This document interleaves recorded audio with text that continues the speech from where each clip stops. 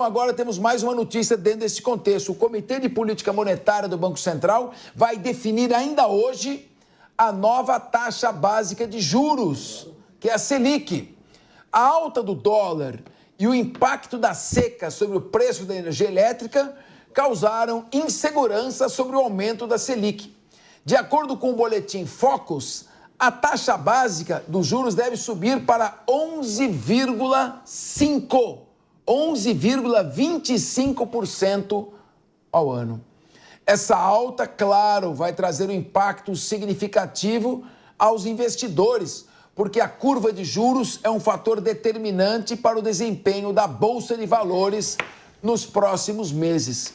Então, eu vou deixar aqui uma pergunta no ar. Henrique Kriegner. Mudou o presidente do Banco Central, não mudou?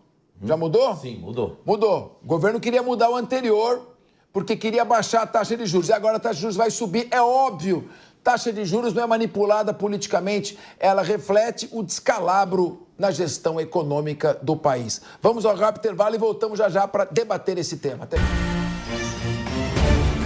Linha de frente. Estamos de volta com o melhor e mais democrático programa de debates, talk show da televisão brasileira. Antes de voltar aqui ao nosso debate, eu queria te lembrar do acervo de áudio da Rádio Jovem Pan. Um acervo histórico. E ele já está liberado para os assinantes do site www.jp.com.br. Então, faça como o comandante Robson Farinazzo. Vai lá e faz a sua assinatura e tem acesso a conteúdos exclusivos. Entra lá em www.jovempan.com.br. Henrique Kriegner.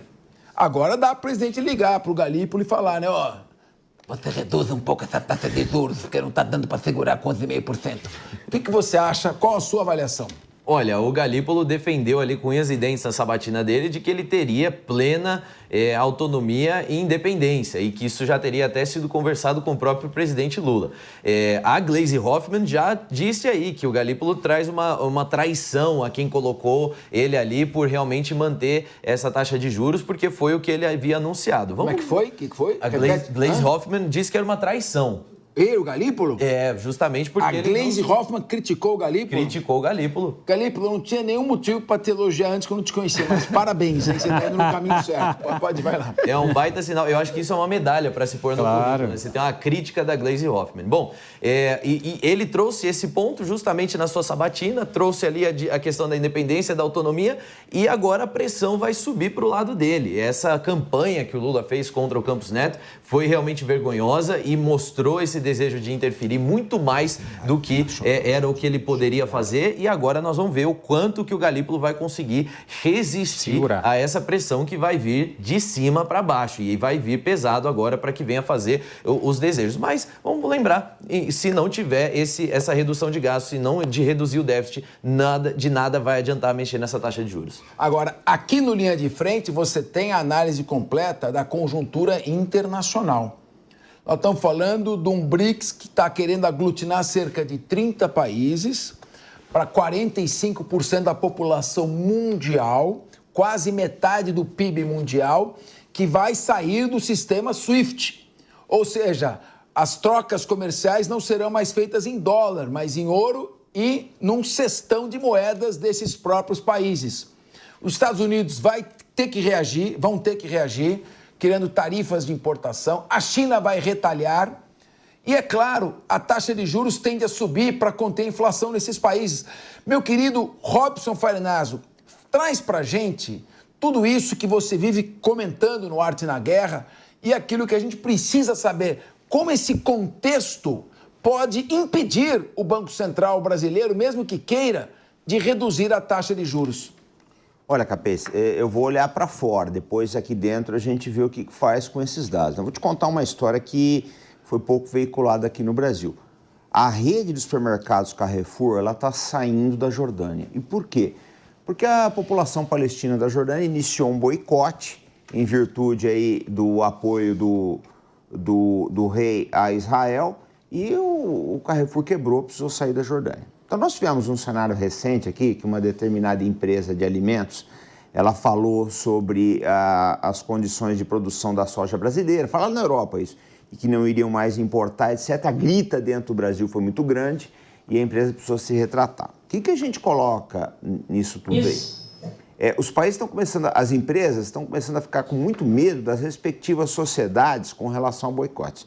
Aí onde entra o Brasil nisso tudo? O Brasil, nós temos que lembrar que é uma população com potencial de consumo de 220 milhões de habitantes. Lógico que nem tudo isso, toda essa população consome, uma boa parte está abaixo da linha de pobreza.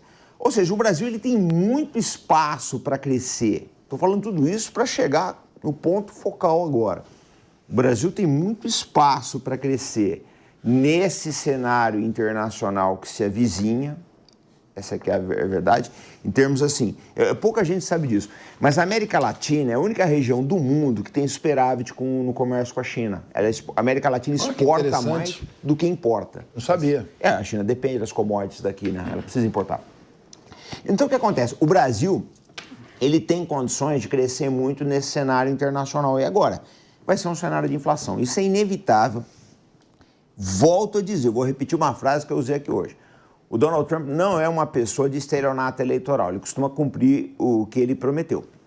Ele deve impor barreiras alfandegárias à China. Essas barreiras, elas vão trazer inflação, tanto nos Estados Unidos como no resto do mundo. Só que, agora eu vou usar, né, do seu próprio remédio aí. Esse sistema novo, paralelo ao SWIFT, ele vai tirar muita força do dólar e vai ficar difícil para os Estados Unidos exportarem a sua inflação. Nós vamos ter um cenário aí bastante desafiador no futuro.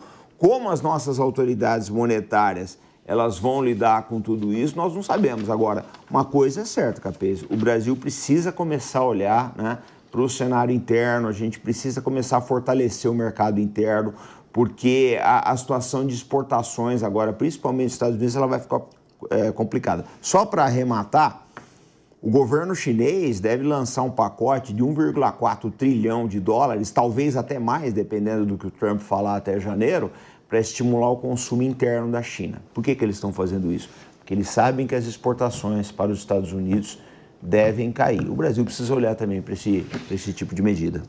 José Milagre, vamos analisar o contexto, então, diante do cenário que o nosso especialista em geopolítica acaba de traçar. Nós temos um cenário de alta inflacionária. Consequentemente, aumento do dólar, queda da bolsa, elevação da taxa de juros. Não dá para o Gabriel Galípolo, não dá para o presidente do Banco Central mudar a política. Ela reflete o que está na economia. Muito bem.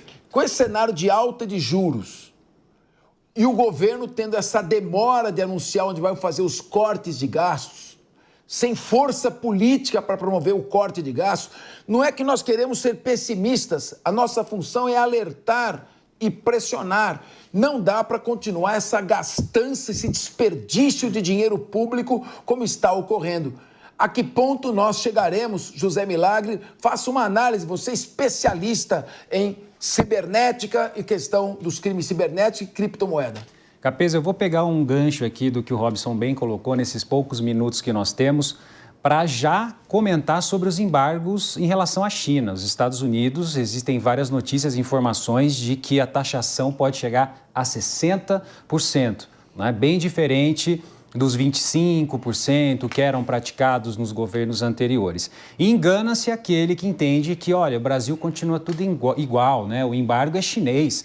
Aqui nós continuamos com as nossas relações, não somos aliados dos Estados Unidos, mantemos uma relação comercial ok, isso já se arrasta por anos, não somos parceiros mais próximos, mas nada muda. Muda sim. Foi como o professor colocou bem aqui, ou seja, a partir do momento em que os Estados Unidos, o Trump assume com essa linha, o que vai acontecer? Ele vai se afirmar e vai estar mais próximo daquelas nações que o reconhecem como uma certa liderança. E ele vai cobrar posturas aqui do Brasil também, em relação à China, em relação a outros temas críticos e sensíveis. Portanto, alta de juros é uma realidade, o Copom é independente E o novo presidente aqui, do Banco Central, está mostrando isso, vai se reunir hoje e a tendência é que aumente, e a tendência é que acabe o ano a 11,75%. E não é culpa do Banco Central, como bem colocado aqui, isso só reflete uma política para proteger-nos diante da inflação, que é decorrência dos desmandos do Ministério da Economia. Henrique Kriegner, então o Roberto Campos Neto estava certo e foi injustiçado por esse governo e pelo partido que sustenta esse governo. Sem dúvida, Capês. Isso ficou claro desde a maneira como o presidente Lula montou essa campanha para a retirada e removida do Campos Neto, até de forma antecipada. Fez a sabatina de forma antecipada, a votação de forma antecipada, tudo de forma antecipada, como se ele fosse o grande mal da economia brasileira e se ele saísse, então tudo seria melhor no Brasil. Não é assim, mais uma narrativa que se deparou com a realidade e caiu por terra.